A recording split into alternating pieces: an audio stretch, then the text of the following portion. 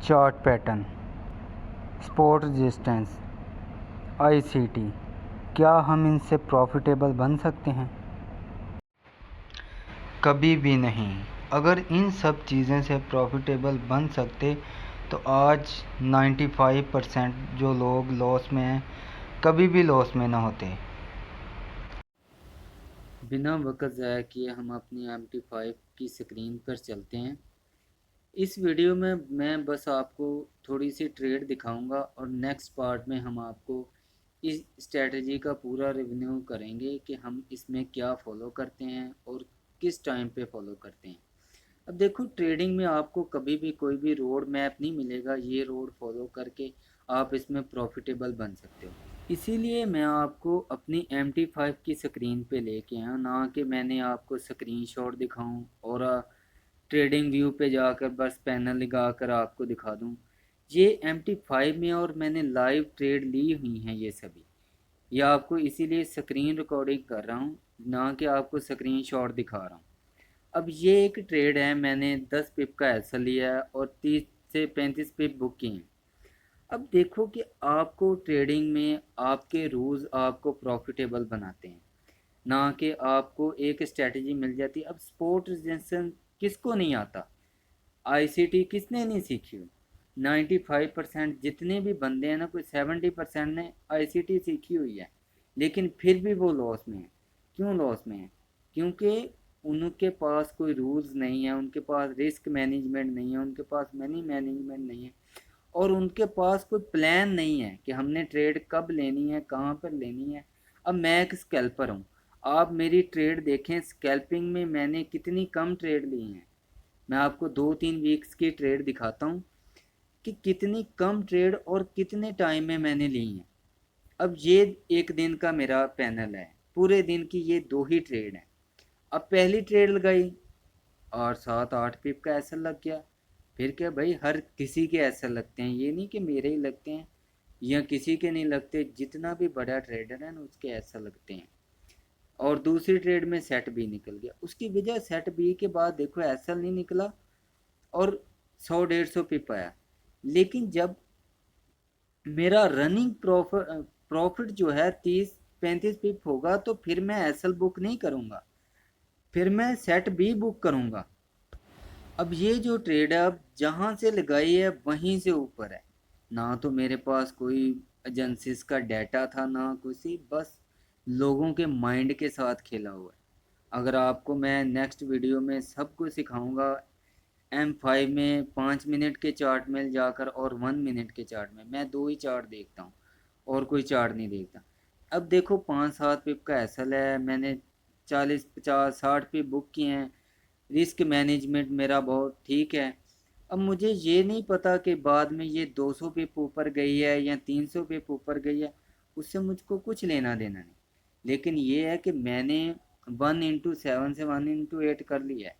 अब मुझे और कुछ नहीं चाहिए, क्योंकि ये जो काम है ना, ये आपको 10 में से 2 से 3 बार ऐसा मिलेगा, लेकिन 7 बार बस मार्केट ऐसा निकालेगी और नीचे आ जाएगी, ऐसा करेगी। क्योंकि मैं स्कैल्पिंग करता हूँ, मैंने इतने एसएल के साथ इतना प्रॉफिट बुक करना है। अगर मैं स्विंग ट्रेडिंग या मैं इंट्राडे ट्रेडिंग करूं, मेरा एसएल ही 50 पिप का हो, तो फिर मैं 150 पिप बुक करूंगा। अगर मैं उससे कम करूंगा, 1/3 भी नहीं मैं कर रहा, तो फिर ट्रेडिंग में प्रॉफिटेबल बनना बहुत मुश्किल है। क्योंकि यहाँ पर मुझे भी नहीं पता कि मेरी स्ट्रेटजी कल को मुझे 60% रिटर्न देगी या 70%। एक मंथ ऐसा भी आएगा कि 90% मुझे रिटर्न देगी, लेकिन वो कौन सा महीना होगा मुझे भी नहीं पता। कल को मार्केट ऊपर जाएगी या नीचे जाएगी मुझे भी नहीं पता। मैं कोई ज्ञान मास्टर या ज्ञानी बाबा नहीं हूँ। बस मैं एक मार्केट में एक चीज़ मैंने सीखी है, अपनी स्ट्रैटेजी बनाई है। अब यही ट्रेड देख लो, जहाँ से लगाई है वहीं से ऊपर, वहाँ से 10 पिप नीचे नहीं आनी चाहिए जहाँ से मैंने ट्रेड लगाई है और जहाँ से मैंने एग्जिट किया। अब देखो, पिछली दफ़ा मैंने अभी 1 मिनट पहले बात की कि 7-10 में से 2 बार ही ऐसा होगा, 7 बार ऐसे मार्केट नीचे आ जाएगी जब आप एग्जिट करोगे। जहाँ तक एसएल होंगे मार्केट ने वहीं तक जाना है।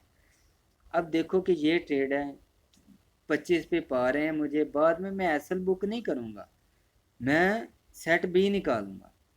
अब देखो जहाँ तक ये नहीं होता कि हम अपना टीपी सेट कहाँ पर करते हैं, जहाँ पर लोगों के एसएल होते हैं। ये एक यूट्यूब से जो आपने ज्ञान दिया है ना, मार्केट डब्ल्यू पैटर्न है यहाँ तक जाएगी, भाई नहीं। एसएल अपना वहाँ पर रखना है जहाँ पर आपको एक प्राइस एक्शन के उल्ट जा रही है मार्केट, अगर जाए तो फिर आपका एसएल हिट हो। और आपने टीपी अपना वहां पर रखना है जहां पर लोगों के एसल हैं। ये नहीं कि एम पैटर्न बन रहा है और आप सेलिंग ठोक के बैठे हैं, वहां पर तो 95% बंदे वही करके बैठे हैं। अगर आप भी 95% वाला ही काम करोगे तो फिर आप प्रॉफिटेबल तो नहीं बन सकते। यही है कि फिर तो वो साल डेढ़ आप जो भी करोगे लॉस, बाद में आखिर वो आप छोड़ के चले जाओगे भाई। यही बात के अंगूर खट्टे हैं, बाद में सभी लोग यही बोलते हैं। अब देखो कि इस मार्केट में ना, शायद कल को ऐसा हो कि एक कैंडल नीचे की बने और मार्केट 2500 पे पहुंच जाए। और ये भी हो सकता है कि कल को मार्केट एक कैंडल ऊपर की मारे और ये 4000 पे गोल्ड पहुंच जाए, हो सकता है भाई ऐसा, ये मुमकिन है, वो लोग कर सकते हैं। ये बात आपको हल्के हल्के समझ आएगी। अब ये ट्रेड है, ये देख लो, 5 से 7 पिप का एसल है, 30 से 35 पिप बुक की है। अगर मैं इसमें एसल ही अपना 50 पिप का ले लेता तो फिर तो प्रॉफिट 150 पिप ही बुक करना पड़ा था। तो और वो 150 पिप वाला मूव मार्केट में हफ्ते में एक बार देना है। अब ये एफ की ट्रेड है, जिस दिन एफ थी। अब मैं टेलीग्राम में मैसेज किया था कि मार्केट 3407 तक जा सकती है और मार्केट 3416 तक गई, ये 2370 से लेकर। अब देखो कि मैं दो ट्रेड लगा रहा हूँ, एक ट्रेड में टीपी बुक कर रहा हूँ, एक मैं ट्रेड होल्ड कर रहा हूँ। वो भी मैं एसल नहीं ले रहा, मैं सेट भी निकाल रहा हूँ। अब देखो बाद में मार्केट कितनी ऊपर गई, लेकिन उससे मुझे कोई लेना देना नहीं। अब ये मार्केट 60-70 पे बाद में नीचे आई है, अगर मार्केट कल को भी नीचे आती रहती तो मैं उसका कुछ बिगाड़ सकता था। रिटेल ट्रेडर क्या करता है, यही काम करता है कि अपना एसल बड़ा करता जाता है, एसल बड़ा करता जाता है, टीपी जो है वो छोटा करता जाता है। अब मार्केट में ये देखो, पहला एसल, दूसरा एसल, लेकिन तीसरा। अब मान लो कि पहली ट्रेड का एसल ही मैं अगर 20 पिप का कर दूं या 15 पिप का, तो मेरा एसल नहीं था लगना और मेरा टीपी लग जाना था पहली ट्रेड में। अब पहली भी एसल हिट हुआ, दूसरा भी ऐसा, लेकिन मेरा सेटअप मुझे बता रहा है कि मार्केट ने यहाँ से ऊपर जाना है, ऊपर एसल पड़े हुए हैं, अब मार्केट यहाँ से नीचे नहीं जा सकती। तो मुझे अपने सेटअप पर इतना एतमाद है, मैं ट्रेड ले रहा हूँ। अब और पीछे चलते हैं। यहाँ पर एसल हर बंदे के लगते हैं, ये नहीं कि मेरे नहीं लगते, मेरे हाथ से ही शायद ज़्यादा लगते हैं। लेकिन ये देखें, ये भी एसल 5 से 7 पिप का है और 30 से 35 पिप बुक किए हुए हैं। अब मैंने आपको 2 से 3 वीक पीछे जाकर अपनी ट्रेड दिखा दी हैं। अगर आपको स्क्रीनशॉट पे ही आपने इत्माद करना है, या आपने वो बड़े बड़े, मैं एक वीडियो एंड पे लगा दूंगा जो मैंने स्कैल्पिंग की है, $2500 बिक किया है, एंड पे आप वो भी देख लेना, आपको उसका भी पता चल जाएगा कि वो मैं कैसे लोअर साइज इस्तेमाल करता हूँ, अगर आपको ज़्यादा प्रॉफिट देखने का शौक़ है। अब मैं इसमें प्रॉफिट क्यों नहीं दिखा रहा, इसमें एक ट्रेडर है ना, उसका लोअर साइज मैटर नहीं करता, उसका रिस्क मैनेजमेंट मैटर करता है। प्रॉफिटेबल वो अपने रिस्क मैनेजमेंट से होता है, ना कि लोट साइज से। अब एक बंदे ने 2 लोट मारे हैं, $1000 का एसल है, एक बंदे ने 0.50 लोट मारा है और उसका एसल $25 का है और वो बुक $300 कर रहा है। मेरे देखने से वो $0.50 वाला बेहतर है, वो $1000 के लॉस वाले से।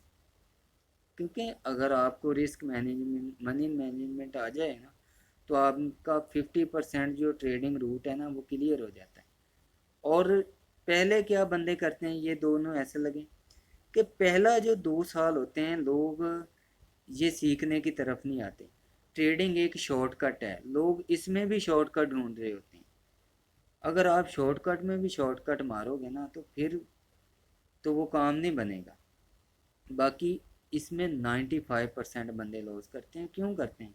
इसी वजह से फोमो में आकर एसएल पे एसएल लगाते हैं। अब ये इस ट्रेड में भी 4 से 5 पिप का एसएल है, 30-35 पिप बुक किए हैं, क्योंकि एसएल यहीं तक था। ये जो इन्वर्टेड हैमर बने हैं वहाँ पर मैं एग्जिट कर गया।